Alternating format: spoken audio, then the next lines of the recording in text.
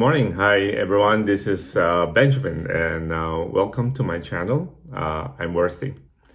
The title of this video today is called a hero's journey," right? And I pick up this term from Joseph Campbell. You might have heard of him or read about him.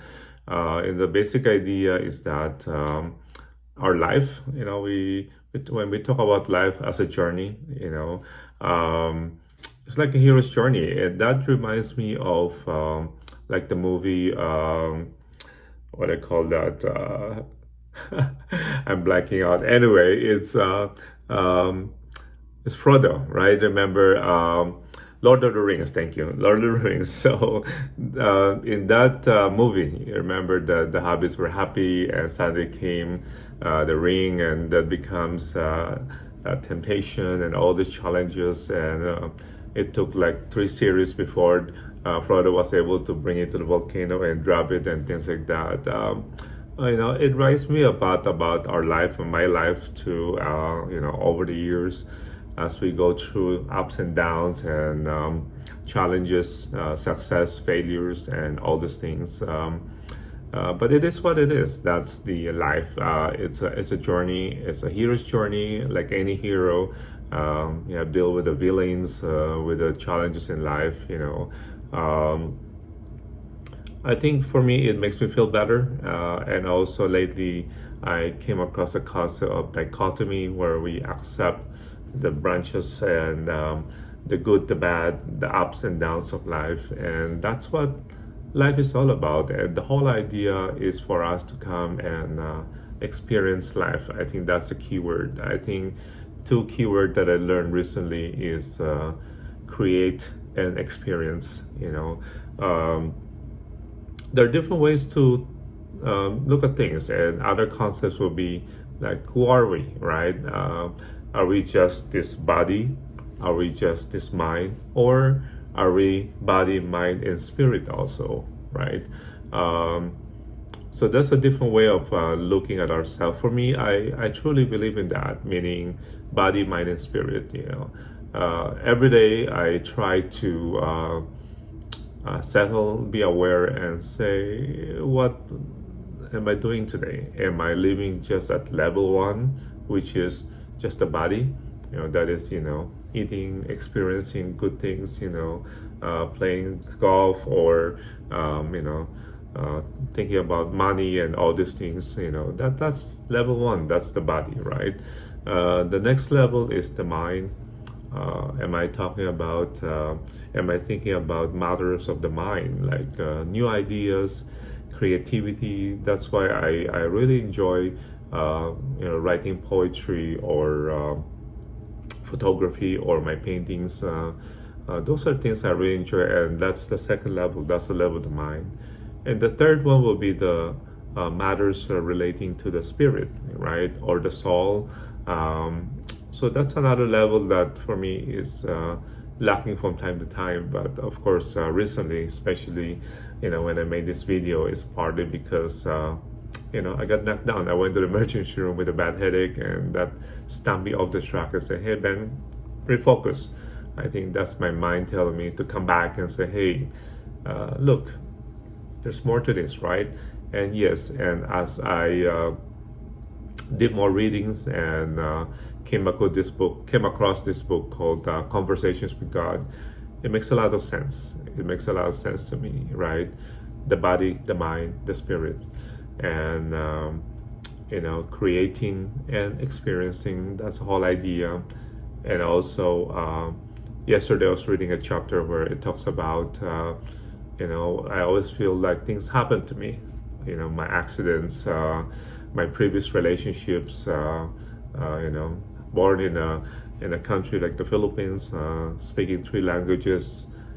First half of my life I live in the Philippines, and second half here in the United States, and that is based on that concept by design, because I have a thought about doing that, before coming to this life, and it happened. It's for me to experience which is great. I'm glad I have that thought, I have that blueprint, I have that design for this life. I've been to different places and I experienced different culture. Yes, basically yes, three in one, right? There are days that I'm very Chinese, there are days I'm very Filipino, and there are days I'm very American. And for me, that's great. That's a great experience, and I love it. And as a physician, I'm in the right place also to help people. Nowadays, there's a lot of anxiety, depression. I think if I continue to do my job in primary care, it's giving me a good avenue to help people in terms of giving them hope. I remember the other day seeing a young lady who came from LA, has a lot of stress.